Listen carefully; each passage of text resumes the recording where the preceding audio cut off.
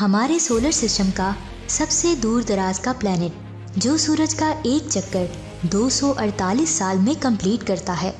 यहाँ ज्वालामुखी 4 अरब साल से मुसलसल चल रही है, जो हमारी ज़मीन से करीब 7 अरब किलोमीटर की दूरी पर है।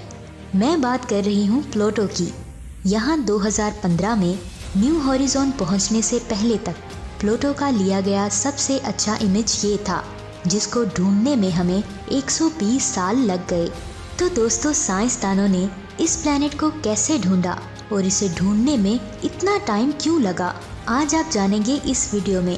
वीडियो शुरू करने से पहले आपसे गुजारिश है कि अगर आपने हमारे इस channel if TV the science world को सब्सक्राइब नहीं किया तो बराए मेहरबानी हमारे इस चैनल को सब्सक्राइब करके वीडियो को लाइक ज़रूर कीजिएगा। सन 1977 में पहली बार वॉयेजर स्पेसक्राफ्ट को लॉन्च किया गया, जिसमें सबसे पहले वॉयेजर 2 को लॉन्च किया गया।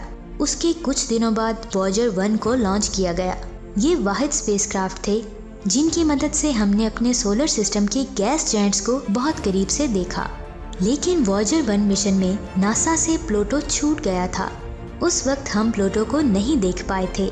सन 1990 में अमेरिकी साइंसदान क्लाइड टोम्बो ने सबसे पहले प्लूटो को फाइंड किया था, जिसके बाद प्लूटो को हमारे सोलर सिस्टम का 9th प्लैनेट करार दे दिया गया। उस वक्त टोम्बो मानते थे कि प्लूटो साइज में मरकरी से बड़ा होगा, लेकिन बहुत सारे साइंसदान इस बात पर राजी नहीं थे। प्लूटो हमारे सोलर सिस्टम के दूसरे प्लैनेट से बहुत ज़्यादा डिफरेंट था। ये एक बर्फ का छोटा सा गोला है जिसका टेम्परेचर 220 डिग्री है। प्लूटो का ऑर्बिट बाकी प्लैनेट से डिफरेंट है। जहाँ सब प्लैनेट्स का ऑर्बिट सर्कुलर है, वहाँ प्लूटो का ऑर्बिट एक्सट्रीम इलेक्ट्रिकल यानी अंडे के डिज़ाइन जैसा है। ये सूरज के चारों तरफ 17 डिग्री एंगल से ऑर्बिट करता है और इसे अपने एक चक्कर पूरा करने में 248 साल लग जाते हैं। नीचे कमेंट सेक्शन में ज़रूर बताइएगा कि क्या आपको इसके बारे में पहले पता था। इसके इजाद से पहले टोम्बो ने इसकी तस्वीरें ले ली थीं, लेकिन उस वक्त उन्होंने इस पर ध्यान नहीं दिया था।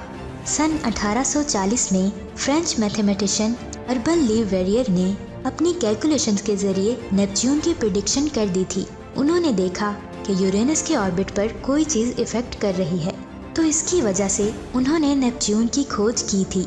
लेकिन नेपच्यून के ऑब्जर्वेशन के बाद साइंसदानों ने देखा कि यूरेनस के ऑर्बिट पर सिर्फ नेपच्यून ही नहीं बल्कि उसके पीछे कोई चीज़ डिस्टर्ब कर रही है। आखिर वो क्या था? साइंसदान इसकी तलाश में लग गए और उसके बाद 1906 में पर्सिवल लॉवेल ने एक प्रोजेक्ट शुरू किया, the search of possible 9th planet, जिसका नाम उन्होंने दिया प्लैनेट एक्स। सन 1915 में लॉवेल के सर्वे में प्लूटो की 2 धुंधली तस्वीर खींच ली गई, लेकिन उस वक्त किसी ने इन तस्वीरों पर गौर नहीं किया। उसके बाद कुछ कानूनी कार्रवाई के दौरान लॉवेल का ये प्रोजेक्ट बैन कर दिया गया। लेकिन फिर 1929 में इस प्रोजेक्ट को दोबारा से शुरू किया गया और प्लैनेट एक्स को ढूंढने का जिम्मा टोम्बो को दिया गया।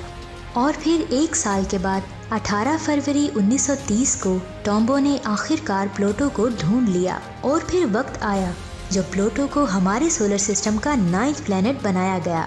लेकिन शुरू में प्लूटो के साइज के बारे में जो भी अंदाजे लगाए गए थे वो आहिस्ता आहिस्ता गलत साबित हो रहे थे। शुरू में साइंसदानों को लगा कि प्लूटो का मैस हमारी अर्थ के मैस के बराबर है, लेकिन जैसे जैसे इस पर ज़्यादा पढ़ाई की जाने लगी तो हमें पता चला कि इसका मैस तो हमारे अंदाजे से बहुत कम था।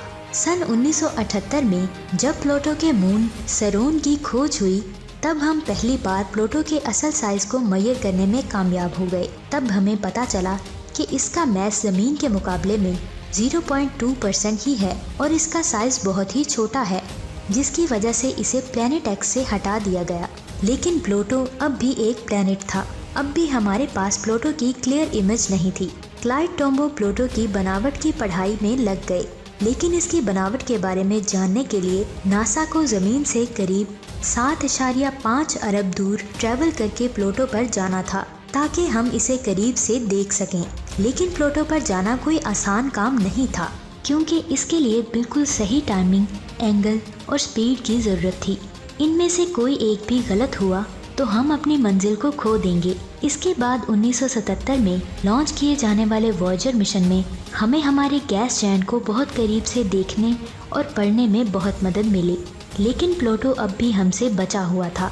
19 जनवरी 2006 में नासा ने अपने न्यू हॉरिजॉन स्पेसक्राफ्ट को लॉन्च किया, जो प्लूटो के लिए भेजा जाने वाला पहला स्पेसक्राफ्ट था, जो 9 साल बाद 2015 में प्लूटो के सबसे करीब से गुजरा।